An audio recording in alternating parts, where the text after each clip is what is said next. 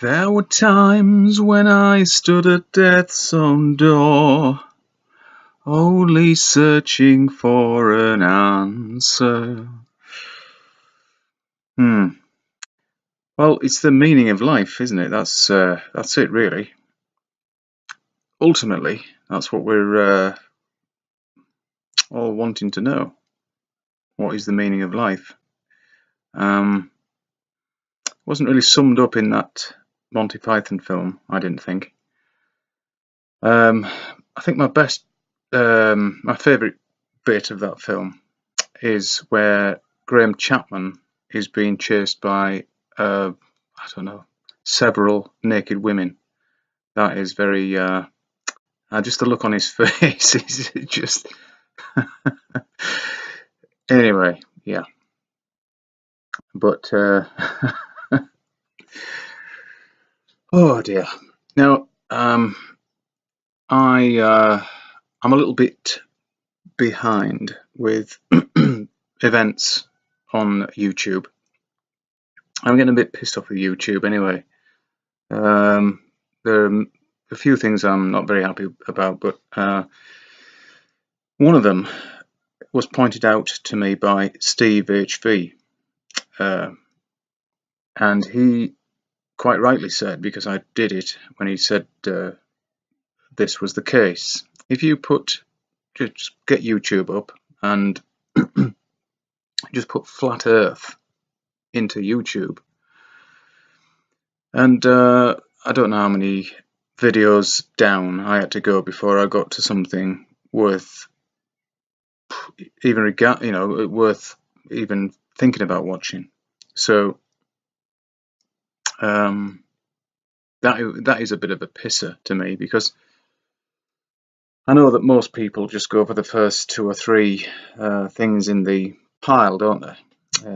I don't know whether you do the same thing, but I know I've said before that I watch all type of different videos, or I used to do, and just filter the information and use the stuff that I regard as being useful. A lot of bullshit, which you might think this is, and fair enough, that's up to you. But I don't think it's any. I think YouTube are doing it on purpose. I don't think it's an accident that those appear first. You know, the debunking videos, which are just so infantile. Fucking, oh, where water bends, does it? That's the first principle. First principles of science. Water remains level when it is at rest. If it's not a river flowing, if it's a large body of water, a lake, a loch, the ocean, then it is level. Sea level. Do you think they would have called it sea level if it was curved? They would call it sea curve. Dearie me, aero curve. When you fly in an aero curve, you must have done that, haven't you? Oh no, never. No, that's because you would fly in an aeroplane, which is the technology they use to fly the fucking things. Because they know they're flying over a level plane. If they do a transatlantic flight, then it couldn't be more level, because they're flying over a large body of water. I mean, it really is so simple. First principle of water, of fluid without viscosity, it will always seek its level and then stay level until it's upset by an extraneous force or whatever. Dearie me, if you don't think that's true or correct, oh,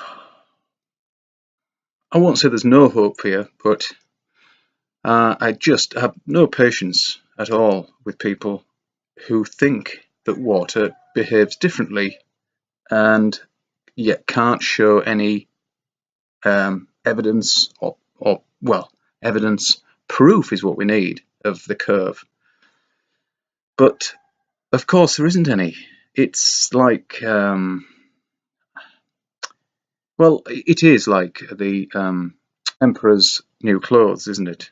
Where everybody thinks they're on a ball, we're on a ball, we're on a ball, we're on a ball, because we've been told by the Emperor, Brian Cox or some fuck like that. And then the little boy who doesn't know Brian Cox and doesn't know his status, but water's always level, isn't it? Isn't water level? So that means it's got to be level everywhere. Bingo! So, anyway, I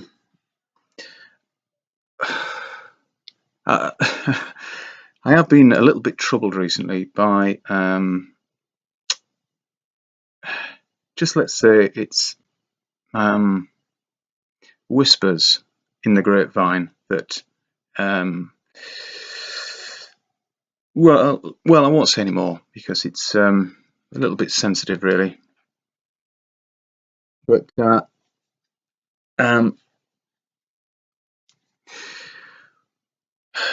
it is a massive thing, this, when everybody finally wakes up, or they're what will have to happen for a lot of people, I understand this now, is a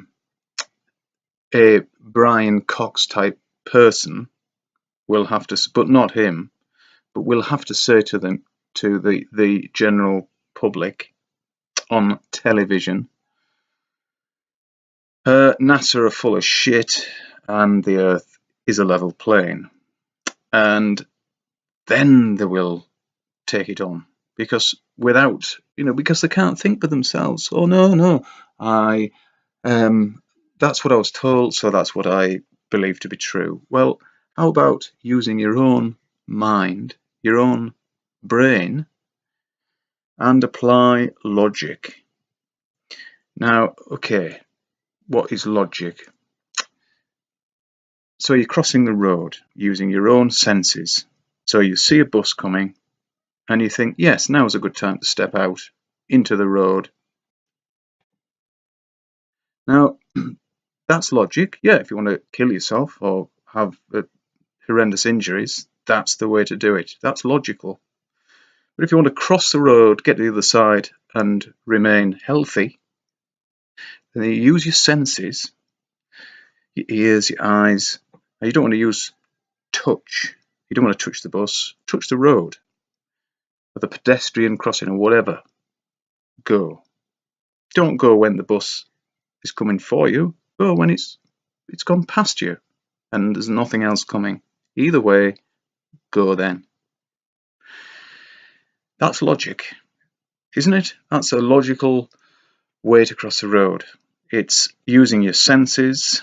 And so when you get across the road and you get up to the lake that's there just over the other side of the road, there's a nice huge lake, massive lake.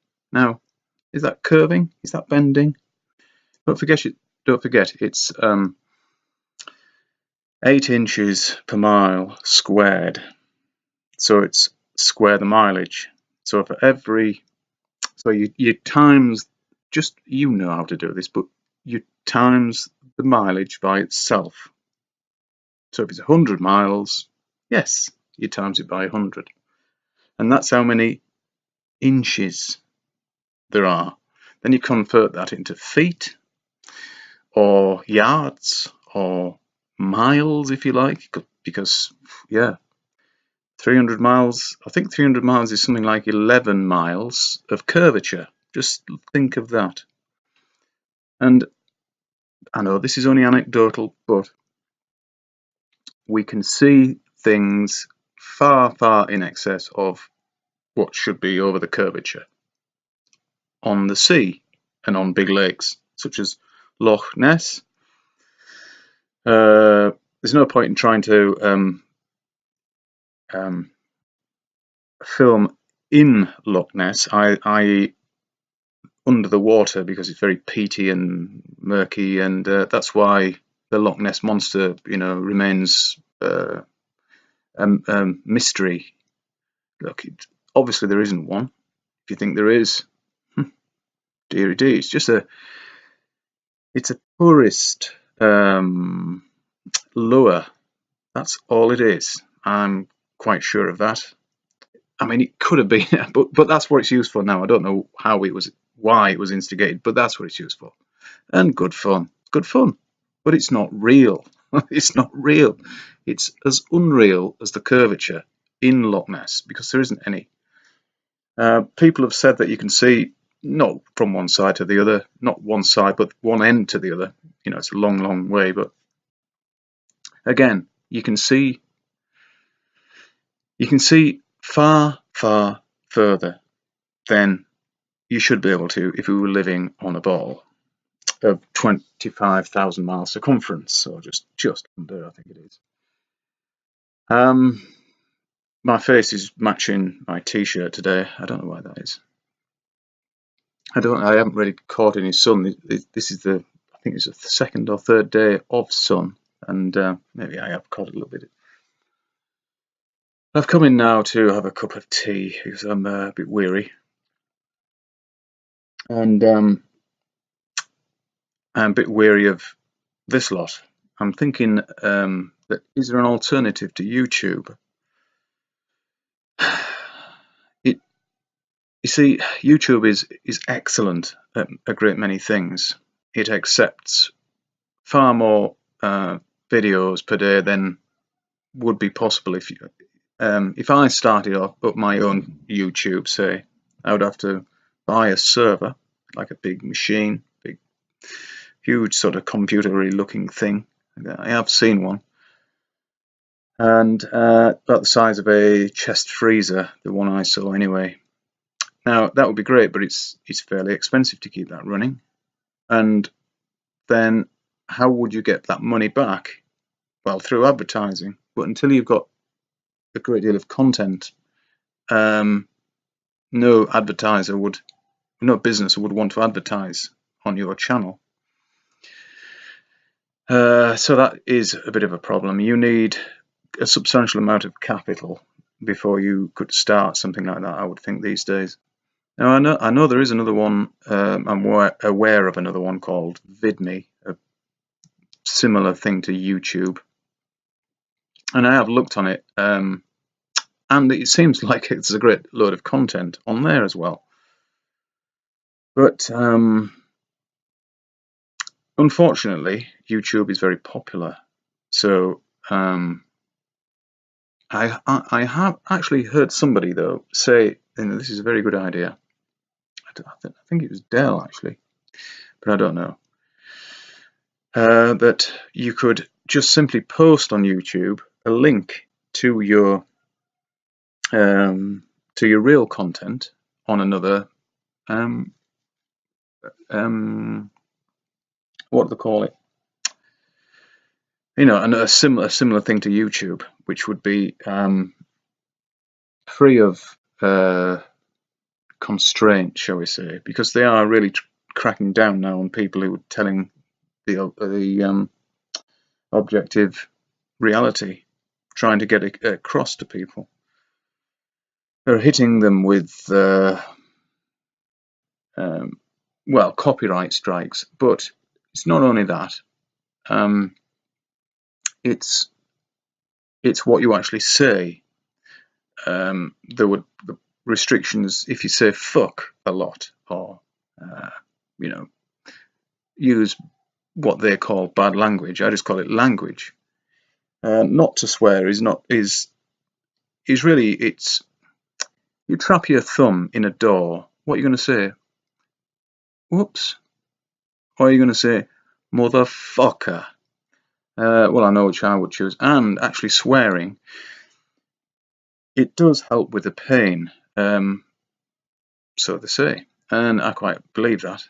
If something's dropped on my toe and I'm running, hopping around going motherfucker, that actually does kind of numb the pain a bit.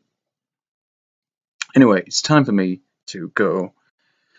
I still haven't got over 15-minute rule, so see you soon.